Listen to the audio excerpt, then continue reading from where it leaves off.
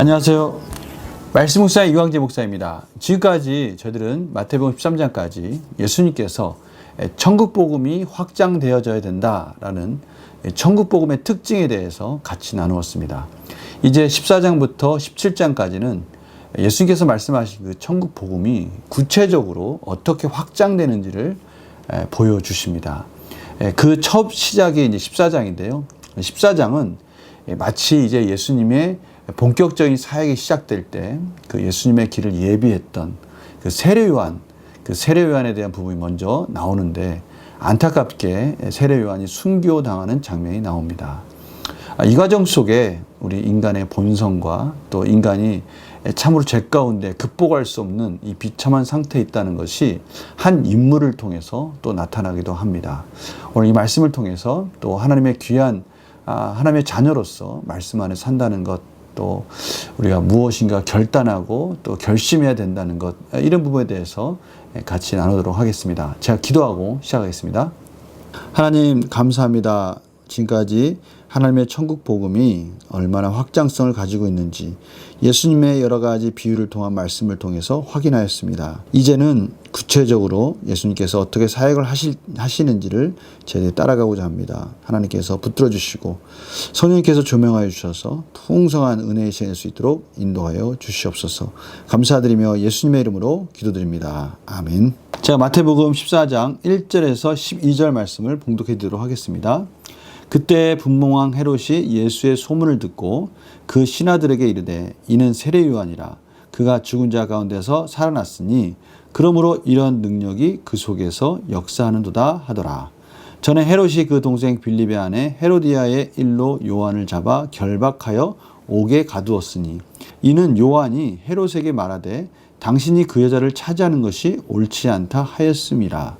헤롯이 요한을 죽이려 하되 무리가 그를 선지자로 여김으로 그들을 두려워하더니 마침 헤롯의 생일이 되어 헤로디아의 말이 연석 가운데서 춤을 추어 헤롯을 기쁘게 하니 헤롯이 맹세로 그에게 무엇인지 달라는 대로 주겠다고 약속하거늘 그가 제 어머니의 시킴을 듣고 이르되 세례 요한의 머리를 조반에 얹어 여기서 내게 주소서 하니 왕이 근심하나 자기가 맹세한 것과 그 함께 앉은 사람들 때문에 주라 명하고 사람을 보내어 옥에서 요한의 목을 베어 그 머리를 소반에 얹어서 그 소녀에게 주니 그가 자기 어머니에게로 가져가니라.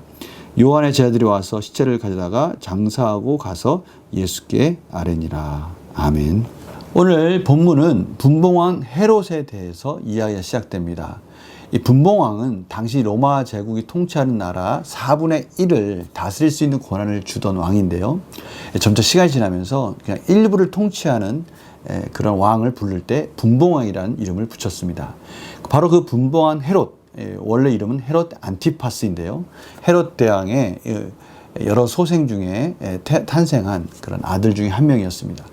그가 예수님의 소문을 듣습니다. 예수님의 소문을 듣고 그가 생각하기를 세례 요한이 살아났다라고 그가 그렇게 생각한다는 거예요.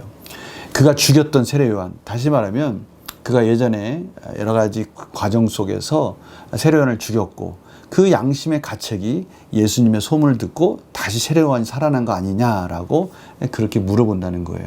확인해 보라는 것이죠. 그래서 오늘 3절에 보니까요. 전에 헤롯이 그 동생 빌립의 아내 헤로디아의 일로 요한을 잡아 결박하여 옥에 가두었으니 라고 말씀하시면서 이제 시간이 뒤로 백해서 그때 당시로 다시 돌아가는 겁니다. 헤롯이 세례 요한을 죽였을 당시로 돌아가는 거예요. 어떻게 해서 세례 요한을 죽였는가, 그 사실들이 이제 설명되어지는 것입니다. 세례 요한을 헤롯이 왜 싫어했냐면 오늘 4절 보니까요. 요한이 헤롯에게 말하되, 여기서 이 말하되라는 이 동사가 문법적으로 보면요, 한 번 말하는 게 아니라 계속해서 지속적으로 헤롯에게 말을 했다는 거예요. 뭐라고 말을 했냐면 당신이 그 여자를 차지한 것이 옳지 않다. 다시 말하면 이 헤로디아는 이 헤롯의 이복 동생의 아내였습니다. 그런데 그 이복 동생의 아내를 사랑했고 그 아내를 뺏은 거죠. 그것에 대해서 세례 요한이 끊임없이 지적을 하는 겁니다. 잘못된 거라고 계속 지적을 하니까 이 헤롯이 요한을 죽이려 하는 겁니다. 그런데 요한을 죽이려고 그 자기에게 싫은 소리를 계속하니까 죽이려고 하는데 선지자라고 사람들이 섬기고 있기 때문에 여기고 있기 때문에 세례 요한을 함부로 그런 여론 때문에 죽이지 못하고 있었다라는 것이죠. 그런데 헤롯만 힘든 게 아니라 그의 아내, 이복 동생의 아내였던 헤로디아마저도 그 세례 요한이 미운 겁니다. 자신에게 계속해서 어떻게 보면 옳은 길을 가라고 말을 하고 있는데 그 옳은 길을 가라고 말하는 것이 자기는 계속 거슬린 겁니다. 이 선한 양심 속에서 양심적으로 생각할 때 그것이 틀리다는 것을 알고 있기 때문에 틀리다는 것을 알고 있고 그것을 지적하면 그것을 바꿔야 되고 그것에 대해서 회개를 하면 되는 건데 오히려 자신이 좋아하는 것을 하고 있는 것에 대해서 비록 양심적으로는 틀렸다고 생각하고 있지만 그래도 자신이 좋다고 하고 있는 것에 대해서 고집하면서 같이 헤롯과 같이 죽이고자 하는 그런 마음이 생기기 시작하는 거예요. 근데 마침 생일이 되었을 때 이 헤롯의 생일날 헤로디아의 딸 살로메를 그가 잘 설득해서 그들 앞에서 현란한 춤을 보여주고 헤롯의 말을 이렇게 끄집어낸 것입니다. 헤롯에게 잘 보여서 헤롯이 그에게 무엇이든지 요구하는 것은 내가 다 들어주겠다라고 자기의 기분이 업돼서 그렇게 약속을 하는 것이죠. 그래서 헤로디아가 살로메에게 이런 말을 했거든요. 그의 목을 달라. 왜 하필이면 목을 달라고 했겠습니까? 그냥 죽였다라고 말만 하지 않고 실질적으로 죽였는지 안 죽였는지를 확인하고 싶었던 거죠. 너무나 잔인한 것입니다. 그래서 헤로디아의 목을 소반에 얹어가지고 어머니에게 갖다 줍니다. 그래서 참 중요한 건 이거예요. 오늘 구절에 보니까 왕이 근심하나, 이 근심했다는 거예요. 왜 근심했을까요? 이 병행 구절인 마가복음 6장 20절에 보면요. 헤롯이 요한을 의롭고 거룩한 사람으로 알고 두려워하여 보호하며 또 그의 말을 들을 때 크게 번민을 하면서도 달갑게 들음이로라. 우리는 여기서 오늘 중요한 메시지의 포인트를 저희들이 좀 깨달았으면 좋겠어요. 오늘 보니까 헤롯이 요한을 의롭고 거룩한 사람으로 알았다는 거예요. 그리고 실질적으로 그를 거룩한 두려운 사람을 알고 있으니까 그가 하는 말에 대해서 양심이 찔리고 또 두려워한 거예요. 그런데 그런 마음이 두 가지 마음이 있는 거예요. 듣기는 싫은데 그가 하는 말이 맞고 그의 삶을 보니까 거룩하니까 또 그를 보호하고 싶은 마음도 드는 거예요. 그래서 그가 말을 할 때마다 번민하면서도 막 고민스러운 거예요. 자기의 양심을 계속 찌르는 말을 하니까 번민스러우면서도 그 말이 옳다는 걸 알기 때문에 그의 말을 잘 들었다는 겁니다. 여기서 우리는 이런 사실을 알 수 있어요. 이것이 맞다라는 것 알고 있고요. 또 이렇게 가는 것이 정말 거룩하고 의로운 길이라는 것을 알고 있지만 그것을 실질적으로 행하지 않는다는 것은 또 차원이 완전 다른 겁니다. 지금 이 헤롯은요, 근심합니다. 이 헤로디아는요, 이 잔인하게 세례 요한의 목을 달라고 하는 거예요. 그런데 이 헤롯은 오늘 말씀과 같이 그가 의로운 자고 그가 거룩하고 그가 하는 말이 옳다는 것을 알고 있기 때문에 자신이 힘을 가지고 있고 권력을 가지고 있으면서도 이 고민을 하는 겁니다. 고민을 해요. 결단을 하지 못하는 거예요. 알고 있는 거하고 실질적으로 행하는 거는 완전히 차원이 다른 겁니다. 예수님께서 말씀하실 때 그것이 옳다는 것을 알면서도 끊임없이 자기가 가지고 있는 기득권과 이익을 내려놓지 못해가지고 결국은 회개하지 못하는 것은 그것은 결국 그가 알지 못하고 있다는 것과 똑같은 거죠. 오늘 세례 요한을 죽이는 이 헤롯의 마음, 그가 아무리 변명한들 헤롯이 의로운 자들 나는 알고 있다. 그가 거룩한 자라는 건 나는 알고 있다. 그가 정말 옳은 말을 하고 있다는 건 나는 알고 있다. 그러면 뭐합니까? 결국은 헤롯을 죽이게 되고 회개하지 않는다는 것은 그는 전혀 그것에 대해서 모르고 있었고요. 자신의 이익과 유익과 권력을 누리기 위해서 그런 옳은 길로 가는 것을 포기했다라는 것을 말하고 있는 것이죠. 저희는 이 부분에 대해서 우리 믿음이 무엇인가에 대해서 한번 고민해 봐야 된다는 거예요. 믿음이라는 건 결국 안다라는 것이 아니라 알고 있다. 내 양심이 찔리는 것을 느끼고 있다. 이 차원이 아니라는 것이죠. 저희들이 에레미야서를 같이 나눴던 거 기억나십니까? 에레미야서를 계속 나누면서 그 에레미야서의 핵심이 뭐였습니까? 슈브 아니었습니까? 슈브? 돌아오라, 돌아오라. 끊임없이 알고 있고 회개한다고 말을 하는데 또 실제로도 회개하는 모양을 가지고 있는데 돌이키지 않고 삶에서 그 변화까지 오지 않는 것은 그는 회개한 것이 아니고 안다고 말하는 것이 아니라는 것이죠.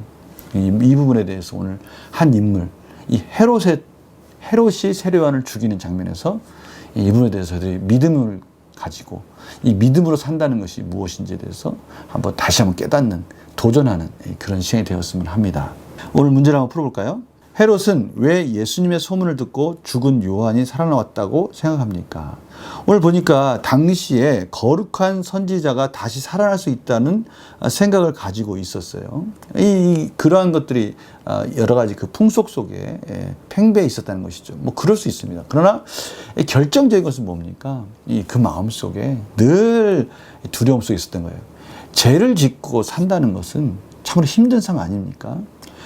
그래서 우리가 보통 이 지명수배하고 막 이렇게 전단지 붙이고 막 그 역마다 붙여놓고 그런 거 있잖아요. 저희들이 생각할 때는 저희들은 죄를 안 졌기 때문에 저거 붙여서 뭐 하나 하는데 실질적으로 죄를 진 사람들은요, 그런 것 하나하나가 다 자기 자신에게 두려움이고 그 막 주변에서 자기 자신을 다 보고 있는 것 같은 그런 느낌을 가지고 있다고 하지 않습니까? 바로 그런 두려움 속에 헤롯이 사로잡혔다는 것을 지금 말씀하고 있는 것이죠. 그래서 느낀 점 보면요, 양심을 거스르고 죄를 범한 헤롯이 예수님의 소문을 듣고 두려워하는 것을 보면 무엇을 느낍니까? 죄를 짓고 저희들은 온전히 살 수가 없다는 거예요. 저는 두 가지를 깨닫게 되었어요. 하나는 우리가 예수 그리스도로 말미암아 그 십자가를 바라보면서 죄로부터 자유해졌다는 것. 이제 우리가 사망의 그러한 하나님의 진노로부터 자유함을 얻었다는 것. 이것이 얼마나 값진 것이고, 이제 칭의로서 의롭다고 말씀하시고 하나님의 자녀로서 이제는 거룩한 자로서 살도록 저희들에게 진정한 은혜를 베풀어 주셨다는 것, 진정한 자유를 주셨다는 것, 해방을 주셨다는 것, 이것이 얼마나 소중한 것인가. 하나님 앞에 부끄럽지 않은 삶을 산다는 것, 이것이 정말 복된 인생이라는 것을 다시 한번 깨닫게 됩니다. 또 하나는 바로 선한 양심이에요. 하나님께서 저희들에게 죄를 사해 주시고 이제 거룩한 자녀로 부르시고 거룩한 자녀로서 선한 양심과 하나님의 신성한 성품을 주셔서 이제 하나님의 자녀로서 살 수 있도록 해 주셨다는 거예요. 그러나 끊임없이 아직 완전하게 저희들이 하나님의 자녀답지 못하는 부분이 있기에 하나님께서는 우리 선한 양심을 통해서 끊임없이 저희들의 마음을 두드리고 계십니다. 그렇게 살면 안 된다.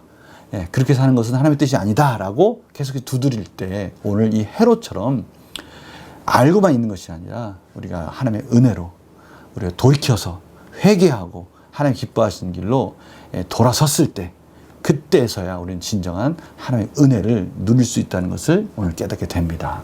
이 두 가지 저희는 꼭 기억했으면 좋겠어요. 하나님께서 저희들의 죄를 용서해 주셨다는 것, 너무나 큰 해방이고 자유입니다. 그러나 진정한 해방과 자유를 누리기 위해서는 우리 선한 양심이 두드리는 것에 대해서 알고만 있는 것이 아니라 회개하고 돌이키는 것까지 나아가야 된다는 것이죠. 그래서 오늘 결단과 적용은 바로 그거예요. 내가 잘못임을 알면서도 양심을 거스른 일을 한 적이 있다면 무엇입니까? 알면서도 그 길을 가는 것은 그것은 하나님의 자녀로서 부끄러운 것입니다. 모르면 저희들이 모른다고 무지한다고 말할 수 있어요. 그러나 무지도 죄죠. 그러나 하나님께서는 저희들에게 선한 양심과 또 분별할 수 있는 힘과 지혜를 주셨습니다. 분명히 저희들에게 깨닫게 해 주실 거예요. 그럴 때 오늘 말씀처럼 하나님을 향한 두려움으로 선한 양심에 따라 문제를 바로잡기 위해서 무엇을 결단하겠습니까? 이제는 하나님께서 말씀하셨을 때 아멘하고 결단하고 돌이켜야 되는 것입니다. 저희들은요, 요즘에 제가 계속 마음속에 지금 히브리서를 연구하고 있는데요. 히브리서를 연구하면서 계속 깨닫는 것은 무엇이냐면 하나님 앞에 반드시 간다는 겁니다. 예수 그리스도로 말미암아 우리는 대제사장이신 예수 그리스도로 말미암아 구원을 얻었지만 제 마음속에 계속해서 드는 마음은 하나님 앞에 의의 심판 앞에 갈 때 정말 부끄럽지 않은 인생을 살기 위해서 최선을 다해서 우리의 심판을 우리는 생각하면서 살아야 된다는 것이죠. 선한 양심을 따라서 저들에게 말씀을 주셨고 분별력을 주셨어요. 핑계대지 못하도록 무엇이 하나님의 뜻인지를 깨닫는 은혜를 주셨어요. 이제는 그 길을 가야 됩니다. 돌이켜야 돼요. 예수 그리스도가 십자가 안에서 완성하신 그 놀라운 능력을 바라보면서 내가 할 수 없는 그 모든 것을 완성하신 그 예수 그리스도의 은혜로 말미암아 나도 그 길을 갈 수 있구나라는 것을 깨닫기를 원합니다. 저희들에게 오늘 이 헤롯의 이 치명적인 죄인으로서의 돌이키지 못하는 이 삶을 통해서 저희들은 예수 그리스도로 말미암아 구원받은 자답게 예수님이 가셨던 그 길을 결단하고 따라감으로 인해서 진정한 자유와 해방을 누리는 그런 하나님의 복된 하나님의 백성들이 되기를 간절히 축원합니다. 이것이 하나님의 마음입니다. 제가 기도하고 마치겠습니다. 하나님 아버지 감사합니다. 오늘 하나님께서 귀한 말씀 주셨습니다. 저희들이 안다라는 것은 실천하고 실질적으로 돌이키는 것까지 가야 된다는 것을 오늘 다시 깨닫습니다. 저희들에게 죄로부터의 진정한 자유를 주셨습니다. 해방을 주셨습니다. 선한 양심을 주셨습니다. 우리의 이 복된 삶을 충만히 누리게 하여 주시옵소서. 감사드리며 예수님의 이름으로 기도드립니다. 아멘. 하나님께서 주신 선한 양심을 가지고 하나님이 주신 저희들에게 놀라운 은혜가 무엇인지 실질적으로 회개하고 결단함으로 풍성히 누리는 복된 하루가 되시기를 간절히 축원합니다. 내일 또 뵙겠습니다. 안녕히 계세요.